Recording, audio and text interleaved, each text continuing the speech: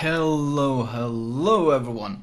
Sorry about the lack of commentaries for a few days. I've been rather busy and people have been requesting me to cover the Lightning for quite a bit. This is of course the Tier 8 Royal Navy destroyer that many of you can have probably already owned or earned simply by opening the boxes and getting the mission and unlocking it that way.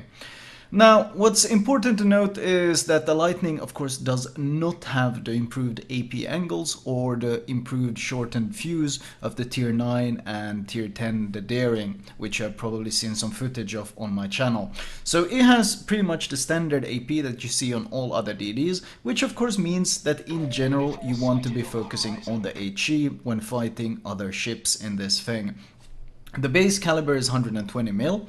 And the DPM is actually very good. It has one of the, it can easily, well not easily, but it can outgun the likes of the Benson and the Loyang and such things. Now, I'm pushing aggressively into C and I get really worried here because I can't see anything at all. Even though I'm about to cap, I do kind of regret it later on. Right here I'm like, well, I should have actually taken the cap. But honestly, I'm so worried about the fact that I haven't seen anything and my team is basically going in entirely blind. So I want to go and scout and figure out what the hell is going on. Because I am not running what I consider an optimal build here. I'm actually testing some different builds. Well, I've tested multiple different builds, but this is an example of a build being tested. I still can't see anything and I'm getting kind of worried here, like where have all the enemies gone, and the cap gets contested. Now it becomes dicey because I don't know what's in here and it's probably the worst possible thing, a Donskoy, a tier 9 radar cruiser. Note that I'm using the single target torps to make sure basically to predict where he's going. I also dropped the smoke because, well, I know he has radar, but first of all I managed to dodge that first volley because he doesn't activate radar in time, and second of all I want to force him to use the radar in case my torps miss and he survives, then my smoke screen will allow me to disengage once the radar runs out. However, there was no need because my torp predictions were actually very good, and those single target torps did nail him quite easily.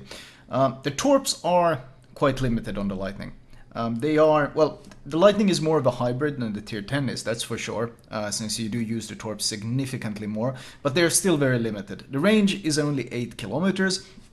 And while they do hit pretty hard, I think they hit almost for 16k damage, and they do a fair 61 knots of speed. So they are limited on range, but in terms of power and the ability, of course, to launch single target torpedoes, they are pretty damn useful. They are when you get to use them, they are powerful. And as you can see there, you can easily take out ships if you do manage to land these torps, because the speed makes it pretty easy and you don't have too much reaction time on them. I think the concealment was slightly worse than the American destroyers' torpedoes, which means they get slightly more warning, but still it's not an easy task. I note that I'm being hydroed by the Z46, but more importantly, I note that this hydro runs out. And of course, the Lightning, even though I just used my smoke is already available. This is one of the special things about these Royal Navy destroyers, the fact that you have smokes available on demand pretty much all the time. I also pop my Hydra in plenty of time to make sure I'm not running into some unexpected torpedoes coming my way. And even better is the fact that he's actually sitting in a smoke.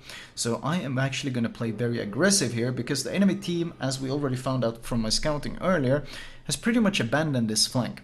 So I'm gonna sneak up. The idea, I don't want to get within 2 kilometers, because if I get within 2 kilometers he will proximity spot me, but it looks like I have no choice because he is so close to the edge of this entrance. I launch predictive torps where he's going, and I start creating distance. Why do I create distance? Because now I can use my Hydra to spot him, whereas the smoke will keep me hidden. That is working as intended, or as I planned. And I quickly repair my broken engine because he's torping me and I need to be able to reverse in time to dodge them.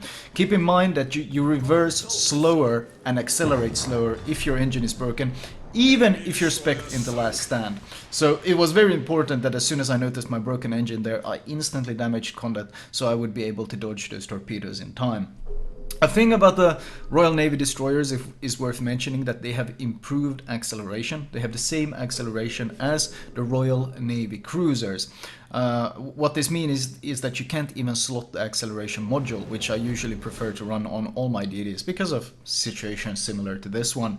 So we're actually running the improved rudder shift module, and that's simply because it's the second best option and the best option is not available. Right. Moving on regarding my build, as I mentioned, I'm not really running my optimal build here, and that's because I'm testing a variety of different builds. Whenever new lines come out, I always tend to test a bunch of different builds. I'm pinging my team, trying to get them to position themselves a bit more wisely. They are all at the edge of the map, and on maps like this, speed control usually wins the game. So I'm trying to ping them and try to get them to come a bit towards the center of the map, where they will be significantly more useful than sitting on the edge. Back to the build though. In this build I was actually testing IFHE, since, well, the logic dictates that since I have 120mm guns divided by 6, that means my HE penetration is 20mm, and adding IFHE on top of that would improve my pen to 26, allowing me to cross some important thresholds like 25mm of armor, which is fairly common on cruisers. So the idea was that maybe this 4-point would make itself worth it, since it does have a fair amount of guns and with a good reload, and once again the DPM is pretty good on this ship. I'm also running BFT, I think, on this thing, and even potentially Demo Expert. I'm not entirely certain what my build was, but I'm not running Survivability Expert, which is something I find myself missing quite a lot, especially since you get up-tiered. It's absolutely part of my recommended build. But once again, this is me testing different things, so I know what I'm talking about when I recommend them to you guys. In this case though, not having Survivability Expert, missing out on that additional health, it has absolutely been annoying and something I've ended up missing quite heavily. Still, IFHE, the whole point of IFHE was of course to get more value out of my guns, but then, well, I can comment on it in this commentary, for example, but I get almost zero benefit out of it because the 25mm threshold is not really that common. If you get to shoot and farm cruisers, then it has some value, but most of the time it is pretty useless. I haven't seen their destroyer in a long time, and if I was their DD, I would actually be trying to flank. So I am going north to see if maybe, potentially, their destroyer is actively flanking from this side. My smoke is always available, my smoke is always pretty much on demand. That's part of the gimmick, so to say, of the Royal Navy DD line. And of course the turrets are very agile and... Wait, did this thing also have 360-degree back turrets? I am spotted by the Harakaze, but my concealment is 5.5, so we practically spot each other at the same time. I turn and use my furious gunpowder and pretty much instantly kill him off. So now they're only down to one single destroyer, which... Oh, actually it's the Musashi in the cap. I thought it might have been the DD, but nope. The Cossack is on the other side of the map. Still though, at this point I do have 3 kills. And we do have somewhat of a cap control. Now all we basically need to do is defend B. But you see how low my health is right now. I'm really missing out on that additional health at this point. And against, well, let's take the Harakaze as an example. IFHE had no benefit against shooting him, because the Harakaze has 90mm plating, and as I mentioned, my base HE pen is 20mm, so IFHE actually gave me no benefits. Shooting the Musashi, on the other hand, well, the Musashi has 32mm of armor, and adding IFHE is not enough for my guns to penetrate his armor. His superstructure, on the other hand, is something like 16mm, so I could pen it without having IFHE as well. So once again, I have gotten zero value out of IFHE. I got a lot of requests, a lot of questions about if IFHE is worth it, and as you will probably see throughout this commentary, it is far too situational for me to be able to recommend it, especially when you get the up-tiered and the armor values go up. Like even something like a Hipper, which I thought a Hipper and I thought, hey, I got IFHE, but then as I started shooting him, I was reminded that the Hipper actually has 27mm of armor, and of course that is just a couple of millimeters too high for you to be able to pen, even with IFHE. So what I'm trying to do here is, well, I'm shooting a superstructure for the damage, but more importantly, I'm trying to start fires, since the lightning is actually an excellent fire starter. So even though you don't have the best pen, you shouldn't be discouraged from actively shooting targets. Just shoot the superstructure for the pen damage, and in general try to start as many fires as possible. The ship is very, very good at doing this. The speed is 36 knots base, which is not really that fast, but it's not the end of the world either. Like, I mean, Loyang and Benson have 38. Yes, they're a bit faster, but you have the spotting advantage, and you do have slightly better DPM, and of course you have Hydra and Smoke, so the Lightning is a very, very competitive, very, very competitive gunboat in every single manner. I mean, Benson, CN Young, Loyang, and Benson, they're pretty much the same ship. All of them have 129k HEDPM. You have 136. It's not a big difference, but it is a slight advantage, and it's something to keep in mind. Scharnhorst pushes in, so I launched single target torpedoes. When someone comes nose in, it's usually pretty hard to land those perfect torps if you go for a narrow spread, but when you go for the narrow single target spread, you can make your own spreads, which make them quite hard to dodge if you position them correctly. Also, of course, note that I launched a full single launcher worth of torpedoes. The idea here is naturally, if you launch all 4 of them, the entire tube starts reloading. If you leave one in the tube, it won't start reloading quite yet. He manages to dodge it, and that's when I'm going to send out the next one. Note that once again, we send out, I want to make sure I'm sending out the full tube worth of torpedoes. You can press U to force the reload, but usually it's better to try to at least get the entire tube emptied, so the other one is so one of them is reloading at all times. The goal here is, of course, not to kill him with this torps outright. The goal is to get one hit and force a flooding. That's why you often use these torps, and the awesome fire chance comes into action here. Double fire already. I land a single torp, which is what I wanted. I also had fires, so I know he's forced to damage con at this point. He is, however, playing very aggressive, and at this point I decide I could sit in the smoke for another 15 seconds, but I don't think he can kill me outright with his guns, and if I turn hard left, he'll get one volley off, and then I should be behind my own smoke, and I should be able to disengage. I don't want to take the risk that he gets close enough before I can kill him. I'd rather eat some damage now than risk dying outright later. That super narrow spread I created catches him pretty nastily right on the nose before he has a time to dodge, and that's my 3rd devastating strike in this match so far, and I managed to secure this flank. Meanwhile, however, my team has sadly positioned in our spawn, and they're all on the same position, so they obviously have no crossfires and no nothing, which means defending B is going to be very, very difficult. On the Scharnhorst, also, by the way, no benefit from IFHE. Actually, the top part of the Scharnhorst nose, the upper part of the nose is 25 millimeters. So technically I did get some additional penetration damage on that part of his ship, but that's the first time this match I've gotten any benefit out of IFHE, and it's on a ship that I killed with torps and that I was only trying to start fires on. So not exactly worth the 4 captain points so far at all. Seeing if I can get some resets in, and of course start a fire. The problem is that Kronstadt, I know he's going to radar, and as predicted there is the radar. So I'm just casually going to park behind this island and keep farming these resets. The Kronstadt firing arcs or shell velocity is so fast that he can't shoot over this island. As long as I keep enough basically high islands between me and him, he will have no chance of being able to shoot me. The Helena, however, can, but the Helena shell velocity is so slow that I can easily dodge out of the way. I get no fires, I don't get enough resets, and my team kind of gives up B, which means this game is quickly falling apart.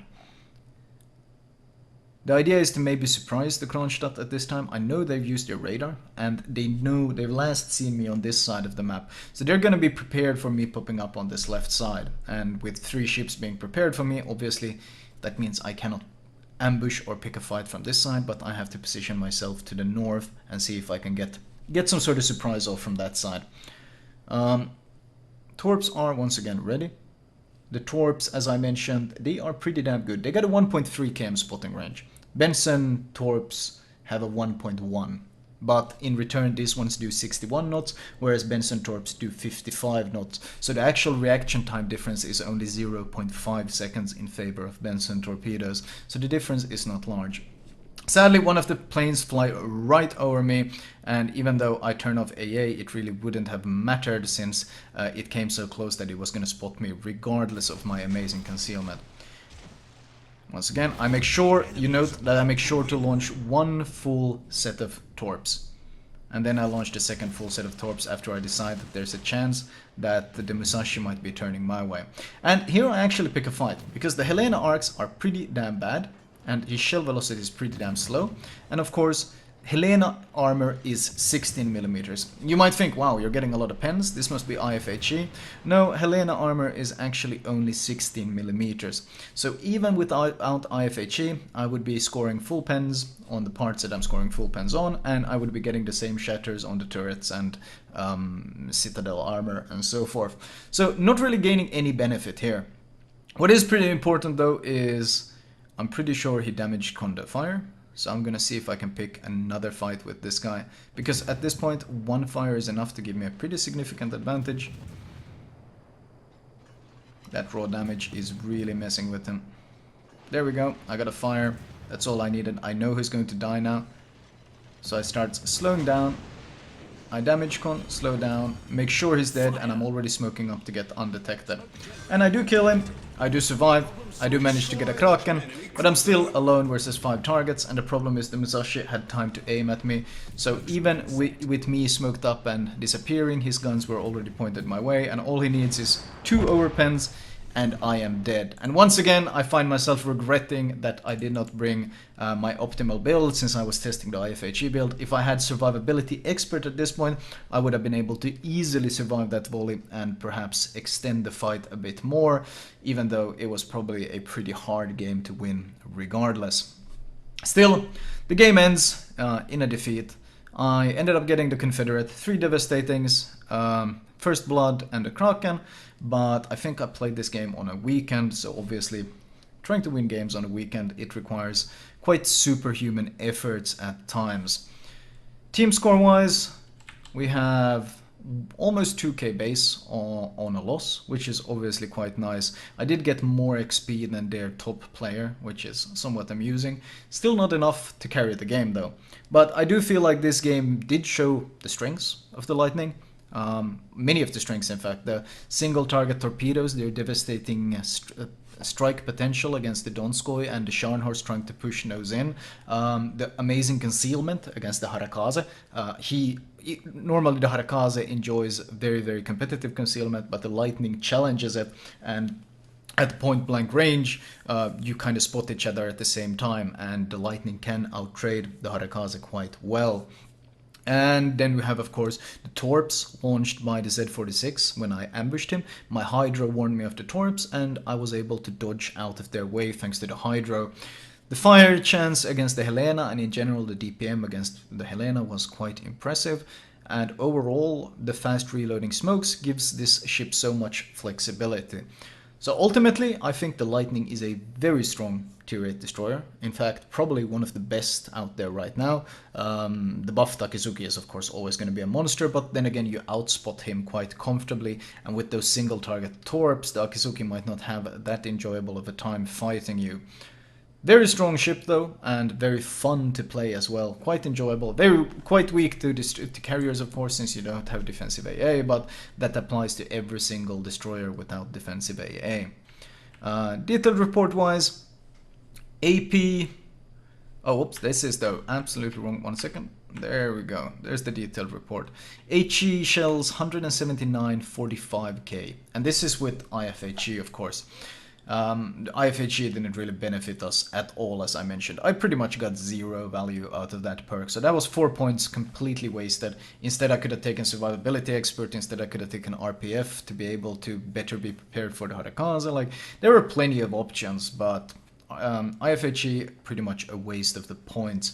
10 torps, 94k, 52 launched in total, a fair bit of fire and flooding damage, nothing that special. Not too much potential either, and of course damage received 15.9 since this build was suboptimal. I've been talking about the build a lot, let me show you guys what I actually consider my recommended build for this ship. As usual, I will be covering the build of the ship.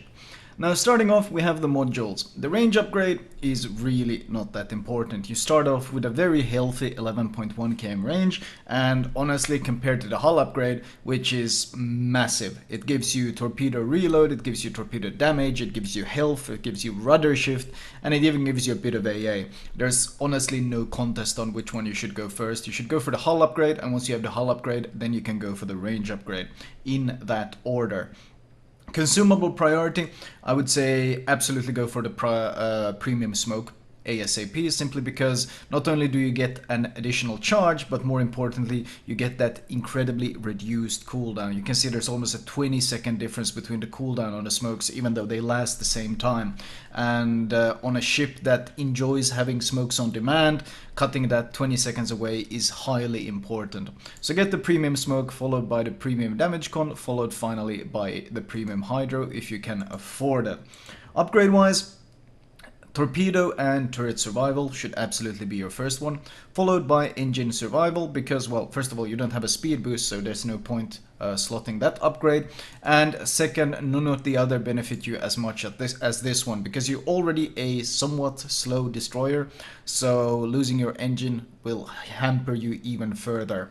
So engine survival, better dispersion. Once again, if you could slot defensive AA, usually if you can slot defensive AA, I recommend the AA guns mod, but if you can't slot defensive AA, which means your AA is practically not going to be competitive in any way, then I just go for the aiming system. The benefit is very small, but then again there's no point buffing AA that is not really going to shoot down any planes regardless. Faster rudder shift, simply because you can't slot faster acceleration. Normally on DDs that have great rudder shift, I go for the acceleration upgrade, but since you can't do it on the Lightning, well, that only leaves steering gears, since the other one is not that useful on a destroyer. And finally, of course, concealment, for obvious reasons, especially on this ship, since concealment is one of its greatest strengths. Captain perks wise, now this is not actually my fully recommended build for the Lightning. This is my daring captain that I kind of just put on this ship to give you an idea. But order of priority, you can go priority target or preventive maintenance. Personally, I always like the way priority target informs you if a target is torping you. If you're fighting another destroyer and suddenly the targeting goes from one person aiming at you to 0 persons aiming at you, and then it goes back to 1, you basically just got the notification that the enemy launched torps your way and you should be actively dodging. So I really like this feature, but if you're not very used to using this benefit, then preventive maintenance is the safe upgrade. That is of course very useful as well, since minus 30% to risk of modules becoming incapacitated is very powerful. The second one should absolutely be last stand. Now after this, it gets a bit interesting. Personally, I would absolutely go survivability expert on the Lightning. It only has 15.9k health and you end up being up tiered a lot, so you don't really gain that many benefits from the other skills. BFT is nice, but you're not really at that. You're more of a hybrid than pure gun focus on the Lightning, so you saw how much use I got out of my torpedoes. So at this point, I would absolutely value Survivability Expert as the most important perk, followed perhaps by BFT afterwards. I don't value Superintendent at all, because you don't have a heal yet. And you only normally gaining an additional smoke is a big deal. But on the Lightning, when you have a lot of these really quickly reloading smokes, gaining one additional consumable isn't nearly as valuable on the Lightning. So on the tier 9, when you get a heal, this thing becomes very powerful, but at tier 8, I would completely skip Superintendent. This is a suboptimal pick. So Survivability Expert as your first 3-pointer, followed by Concealment Expert as your first 4-pointer. I did use IFHE in the commentary, but as I mentioned multiple times, I do not think this is a good pick and not something I would build on the Royal Navy at all, especially not the Lightning. After you got the basic 10-point build, you can I would probably go for 2 points into Adrenaline Rush, since it's simply such an incredibly powerful skill, followed by 3 points into probably BFT. BFT is bread and butter, just 10% more damage. It's very, very solid. You could go for the torp reload, but normally guns tend to be a more reliable source of damage, and of course they make you better at knife fighting, which the Lightning is very good at thanks to the concealment. So I would probably go BFT as my 15-pointer, and then if you got 4 points left over, there's really never a situation where a DD doesn't benefit from radio location or RPF. It's always going to be extremely useful, especially if you know how to use the skill. It's a lot of free information that can save your bacon. And of course, in the Lightning, when you kind of want to hunt other DDs and fight them, being able to actively track them is a very powerful tool. So probably RPF would be my final choice. Flag-wise, well, I can show you guys the camo, of course. This is the premium Lightning camo. The bonuses are, as you would expect, it actually looks pretty decent though. It's not a bad looking camo. It's actually a pretty good looking camo on the ship. And flag wise, priority should absolutely be detonation, followed by speed. It's one of your greatest weaknesses, and faster cooldown, since you rely on your short smokes quite a lot. After that, it's kind of free for all. You can slap additional fire chance. It's never bad to have that additional fire chance. It benefits these fast firing ships extremely well. But other than that, pretty much whatever. Anyway, that was my tier 8 Lightning commentary. I hope you guys enjoyed it, and I will talk to you guys later.